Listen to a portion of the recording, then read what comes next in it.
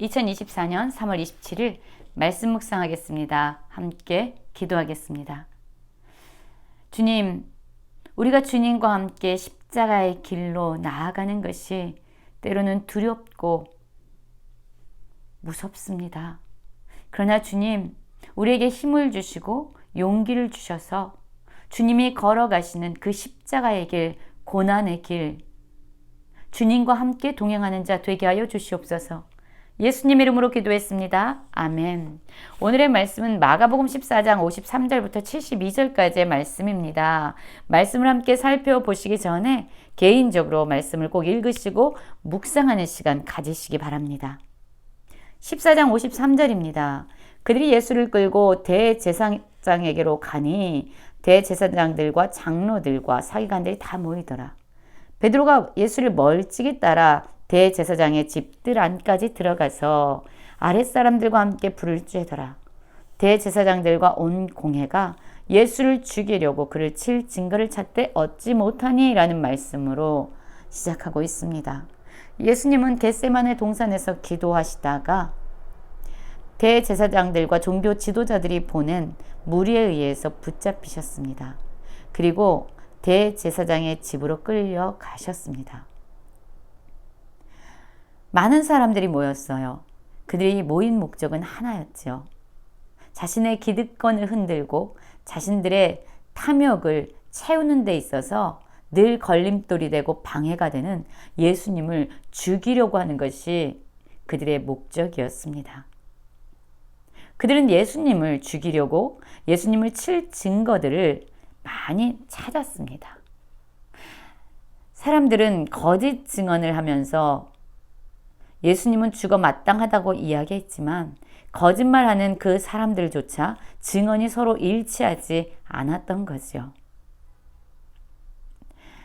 여러분 그렇습니다. 이들은 예수님이 정말 어떤 죄가 있는지 그 죄가 죽어 마땅한지 아닌지를 분별하고 가려내는 것에 관심이 없었습니다.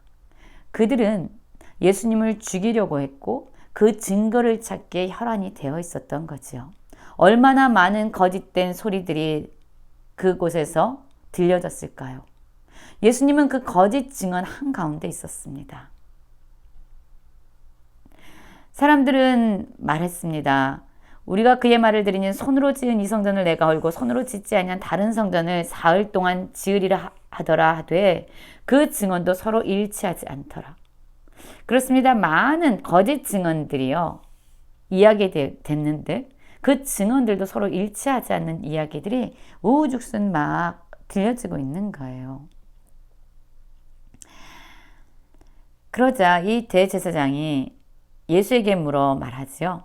너는 아무 대답도 없느냐? 이 사람들이 너를 치는 증거가 어떠하냐? 라고 묻습니다. 그때 예수님의 반응은 무엇입니까?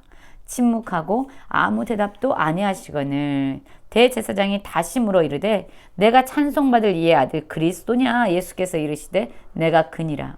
인자가 권능자의 우편에 앉은 것과 하늘 구름을 타고 오는 것을 너희가 보리라 하시니 라고 말씀하고 있어요. 여러분 이곳에는 많은 거짓된 소리가 예수님을 죽이기 위해서 선포되어지고 있습니다. 그리고 예수님은 지금 죽음의 위험 가운데 서 계신 겁니다. 만약 우리가 이렇다면 아무런 죄도 없는데 어떤 잘못도 없는데 사람들이 나를 죽이려고 여기저기서 막 거짓의 이야기들을 쏟아낸다면 여러분 우리는 어떻게 반응할까요? 우리의 마음은 너무나도 억울하고 답답함 가운데서 무너질 것입니다. 그리고 죽음의 위기를 넘기기 위해서 우리는 그들이 내뱉는 많은 거짓에 대해서 그건 아니라고, 그건 사실이 아니라고, 진리가 아니라고 우리가 얼마나 목청껏 부르짖겠습니까? 그런데 여러분 예수님은 지금 이곳에서 침묵하시고 아무 대답도 하지 않으셨다라고 말씀하고 있습니다.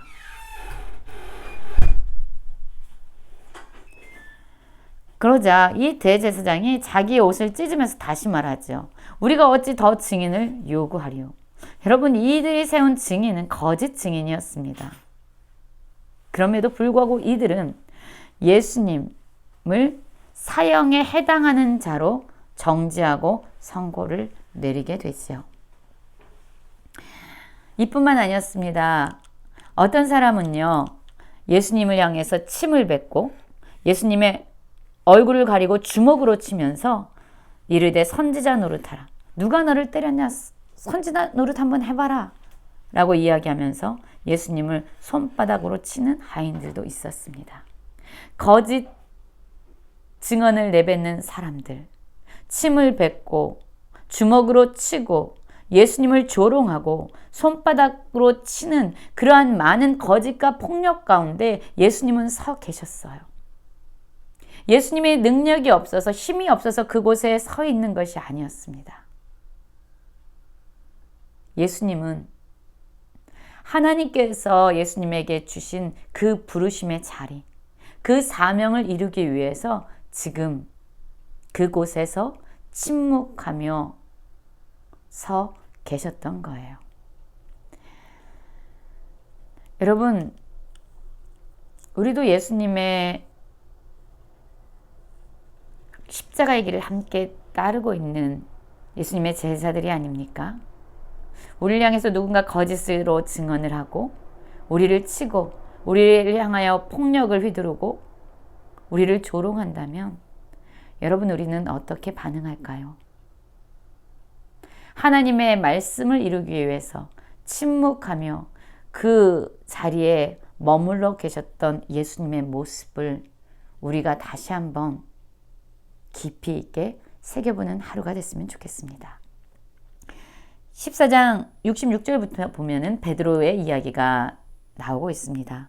베드로는요, 예수님이 대제사장의 집으로 끌려가실 때에 예수를 멀찍이 따라갔다라고 이야기하고 있어요. 그래서 그곳에 있는 아랫사람들과 함께 불을 쬐고 있었지요. 바로 그때입니다. 아랫뜰에 있더니 대제사장의 여종 하나가 와서 베드로가 불 쬐고 있는 것을 보고 주목하여 이르되 너도 나사렛 예수와 함께 있었도다 하거늘 베드로가 부인하여 이르되 나는 내가 말하는 것이 무엇인지 알지 못하고 깨닫지도 못하겠노라 하며 앞들로 나갈세. 여종이 그를 보고 곁에 서 있는 자들에게 다시 이르되 이 사람은 그 도당이라 하되 또 부인하더라. 조금 후에 곁에 있는 사람이 다시 베드로에게 말하되 너도 갈릴리 사람이니 참으로 그 도당이니라. 그러나 베드로가 저주하며 맹세하되 나는 너희가 말하는 이 사람을 알지 못하노라 하니 라고 말씀이 이어지고 있습니다. 여러분, 베드로가 누구입니까? 주와 함께 죽을지언정 나는 주님을 부인하지 않겠습니다 라고 호언장담했던 사람이 바로 베드로였어요. 그러나 예수님이 사람들에게 붙잡혀서 끌려가시자 예수님이 당하는 그 고난, 예수님이 가고 있는 그 십자가의 길을 자기도 갈지도 모른다는 두려움과 불안함에 휩싸여서 예수님을 멀찍이 따라갔습니다. 그리고 그를 알아보는 사람들, 너도 나사렛 예수 함께 있었다. 너도 그와 함께 도당이다 라고 이야기하는 그 사람들의 이야기를 들으면서 그는 진리를 외면하고 나는 그를 알지 못한다라고 부인합니다. 세 번째 할 때는 예수님을 저주하면서 맹세하면서 나는 이 사람을 알지 못하노라 라고 이야기를 하는 것이지요. 여러분, 그렇습니다. 기도의 자리에서 깨어 있어 하나님의 뜻을 발견하고 하나님이 주신 그 사명을 감당하는 힘을 얻는 일에 실패한 사람들은 진정 예수 그리스도와 함께 동행하는 그 십자가의 길을 걸어갈 때에 두려움과 불안과 염려로 주저앉을 수 있습니다. 베드로는 두려웠던 거죠. 주님과 함께 동행하다가 주님을 안다고 얘기하면 자신이 받게 되는 그러한 많은 고난과 많은 손해를 그는 감당하기엔 너무 버거웠던 겁니다. 바로 그때예요. 그때 닭이 2번 울었습니다. 닭이 울자 베드로가 예수님께서 자기에게 하신 말씀을 생각한 거예요. 닭이 2번 울기 전에 내가 3번 나를 부인하리라. 그 말씀이 기억되어서 그 일을 생각하고 울게 됩니다. 여러분, 우리가 어떠한 상황에 있든지 말씀을 기억하는 것은 우리에게 너무나도 중요한 일입니다. 베드로가 예수님의 말씀을 기억하고 자신의 모습을 돌이키면서 회개했던 것처럼 여러분, 하나님은 말씀을 통해서 우리를 돌이키시고 말씀을 보내셔서 우리를 치료하시고 말씀을 통해서 우리를 인도해 가십니다. 그 말씀에 우리가 반응하길 원하십니다. 오늘 예수님의 모습과 베드로의 모습이 참으로 대조를 이룹니다. 예수님은 어떠한 위기 속에서도 하나님의 뜻을 이루기 위해서 침묵하며 그곳에 서 계셨습니다. 그러나 베드로는 고난받는 것이 두려워서 그는 거짓으로 변명하고 예수님을 부인하고 예수님께 저주를 퍼붓는 그러한 연약함을 보이고 있죠. 우리는 어떤 모습으로 살아가고 있습니까?